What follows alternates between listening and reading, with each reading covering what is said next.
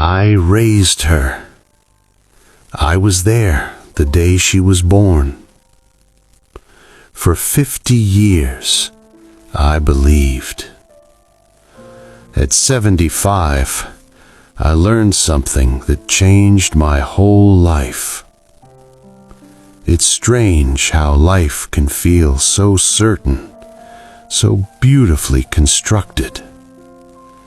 I met her when I was young, fresh out of college, filled with dreams and hopes. Her name was Mary, and she had a smile that lit up the darkest corners of my heart. We married in the spring, surrounded by blooming flowers and laughter. We bought a little house, just a modest place on Maple Street. It had a crooked fence and a yard that needed a lot of love, but it was ours. I chuckled softly. I remember the day we brought our daughter home from the hospital. She was so small, so fragile.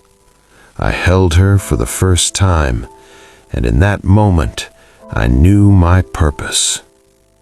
I worked long hours, sometimes coming home late, exhausted. But every time I walked through that door and saw her face, it was like coming home to a warm fire on a cold winter night. I taught her to ride a bike in the park down the street. I can still see her wobbling, then finally finding her balance, her laughter ringing through the air. She had my last name. She called me Dad. That was enough for me. I paid for her schooling, watched her grow into a remarkable woman. The day I walked her down the aisle, I remember thinking, I did this. I raised her. But then everything changed. It started with a routine medical test. A simple blood test, they said. I didn't think much of it until the call came. They needed to match my blood type with hers for some reason, something about a health issue. And then the truth came crashing down like a wave. Biologically, she wasn't mine. She was my neighbor's child. My wife had an affair decades ago. I didn't lose a daughter that day. I lost certainty. I sat in silence for what felt like hours, not knowing who to look at, not knowing who to blame first. When I confronted her, I was calm. I wanted answers. Mary sat there, her face pale, eyes filled with regret. Her explanation was a jumble of emotions, loneliness, a mistake, a moment of weakness. But deep down, I realized it wasn't just one night, it was years of deception. I wasn't angry first. I was tired of the lies. And then there was her. Is she still my daughter? She had my last name. She called me Dad. I remember the first time she said Dad. The pride I felt, the warmth that filled my heart. But now, blood says one thing, love says another. I distanced myself at first. It was all too much. But she didn't deserve to be caught in the crossfire. She felt betrayed too. I could see it in her eyes. What do I do now? My revenge was not violence. It was clarity and boundaries. I decided to divorce quietly. I separated our finances. I rewrote my will. I had to step away from her secret. But with my daughter, I could choose love anyway. I may not be your father by blood, but I am the man who raised you. Or I could step back without hatred. I need time. This isn't just about DNA. It's about what makes a father. Can betrayal erase decades? Is biology stronger than memory? At 75, I learned the truth. But I'm still deciding what it means. For 3 weeks, I did not call her. Not because I hated her, God no, but because every time I picked up the phone, I didn't know what name to call myself. Was I still her father? Was I just a man who had spent 50 years loving a story that wasn't entirely true? She came to the house on a Tuesday. I remember because the garbage trucks were making their rounds down the street. The noise of ordinary life going on, as though nothing had shattered inside these walls. She stood at the door with red eyes and trembling hands. She didn't say a word at first.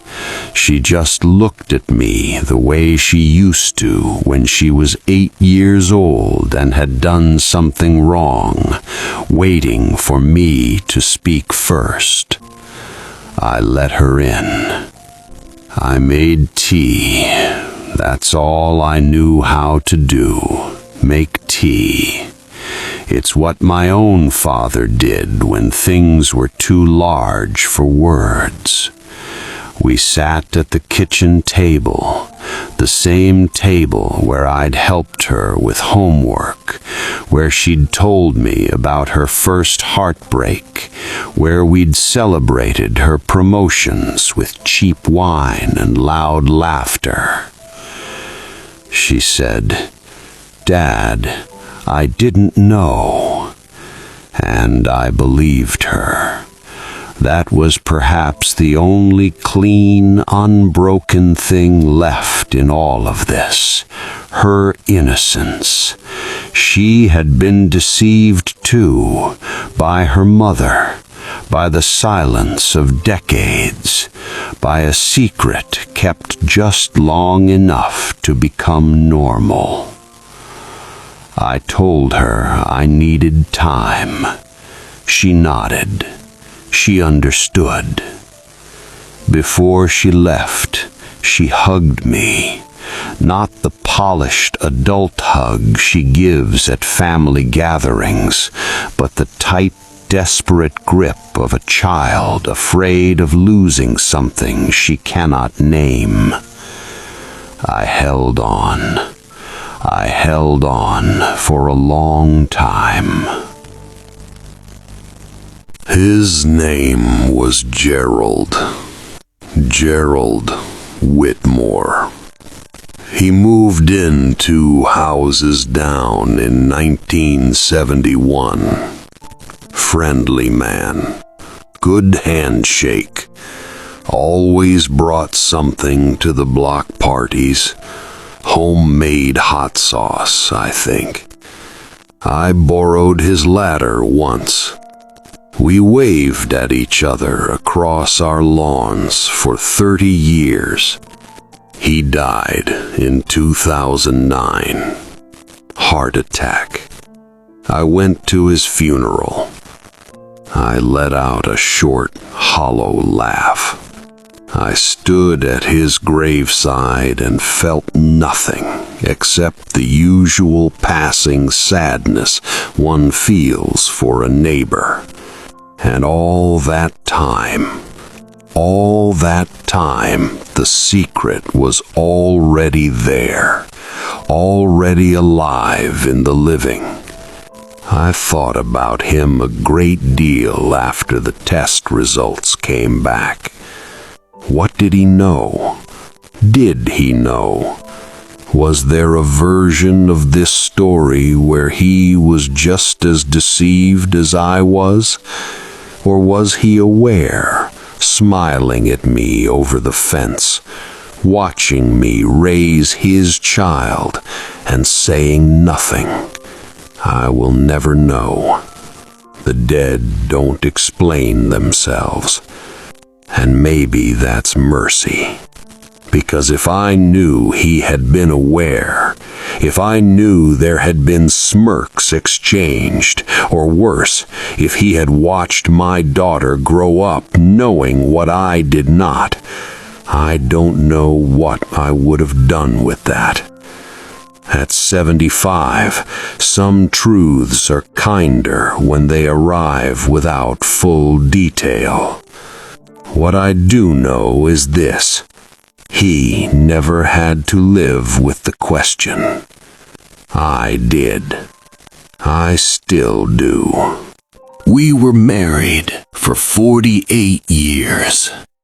48 years of shared meals and shared beds and shared silences. The kind of silences that feel comfortable until they don't. I have been trying to understand who she really was. Not the woman I thought I knew, but the woman who could carry this secret from 1972 until a blood test in 2024 finally cracked it open. That is 52 years. Longer than most marriages, longer than some entire lives. She didn't leave after I confronted her. She offered to. She packed a bag and stood in the doorway of our bedroom, put in as a young bride, laughing at something I have long since forgotten, and she asked me what I wanted her to do. I told her to sit down. We talked for 4 hours. It was the longest, most honest conversation we had ever had in our marriage. 48 years in, and it was the first time I felt like we were actually in the same room. She told me she had been lonely in those early years, that I worked too much, that she had felt invisible, that Gerald had listened, that it ended within a year and never happened again, that she had told herself she would tell me, and then the pregnancy came, and then it was too late, and then the years just accumulated. I don't say this to excuse her. I say it because understanding is not the same as forgiving, and I am still working out where I stand. But I no longer see a monster when I look at her. I see a frightened woman who made a terrible choice and spent half a century in a prison of her own making. Friends, my doctor, once even a young man at church who had heard something through the grapevine. And I always say, fine. Not because I am fine in the storybook sense, but because the weight of this is not a dramatic weight. It is quiet. It is the weight of a coat you have been wearing so long you forgot it was there, and then someone lifts it from your shoulders, and you feel both lighter and more exposed than you ever expected. What do you do with 50 years of memory when the foundation shifts? You don't throw it away. You can't. It happened. Every school play, every Christmas morning, every ordinary Sunday, those were real. I was there. She was there. The love was real, even if part of the story around it was not. I have been going through old photographs lately, albums with sticky pages and plastic film that yellows at the edges. I look at my younger self, dark-haired, thinner, full of the particular confidence of a man who believes he has his life assembled correctly, and I feel something complicated. Not shame, not quite grief, something closer to tenderness for that man. He did not know. He loved freely. That was not foolishness. That was grace. I also look at her in those photographs, laughing, reaching for my hand, pressing her face against the hospital window the day our daughter was born. And I realize that whatever else is true, she loved me, in whatever capacity she was able. That was also real. I am trying to hold both things at once, the betrayal and the love, the lie and the life. It is not easy, but I am 75, not 25. I no longer have the luxury of demanding that things be simple. My daughter called me last night. We talked for over an hour. About nothing, mostly. About her children, my grandchildren. About a television series she wants me to watch. About a recipe she tried that went wrong in a funny way. The kind of call that holds everything that matters inside the things that don't seem to matter at all. Before she hung up, she said, "I love you, Dad." And I said it back. And I meant it, every syllable. I have been thinking in these recent months about what makes a father. Biologists will tell you it is genetics, the passing of traits through blood and code. But I have known men who shared every gene with their children and were absent in every way that counted. And I know what I gave: the nights, the years, the worry, the pride, the ordinary daily devotion that nobody notices until it is gone. Fatherhood is not a single moment. It is not a blood test. It is the accumulation of presence. And by that measure, I am her father. I always was. I always will be. As for Mary, we are still under the same roof. We have not resolved everything. Perhaps at our age, resolution is not quite the right word. Perhaps the word is acceptance. Accepting that people are more complicated than the roles we assign them. Accepting that love can sometimes survive the very thing that should have ended it. Accepting that I am still here, still breathing, still capable of being surprised by my own capacity to choose grace over bitterness. I did not choose this story, but I am still writing it. And at 75, that feels like enough. What do I do now? My revenge was not violence. It was clarity and boundaries. I decided to divorce quietly. I separated our finances. I rewrote my will. I had to step away from her secret. But with my daughter, I could choose love anyway. I may not be your father by blood, but I am the man who raised you. Or I could step back without hatred. I need time. This isn't just about DNA. It's about what makes a father. Can betrayal erase decades? Is biology stronger than memory? At 75, I learned the truth, but I'm still deciding what it means.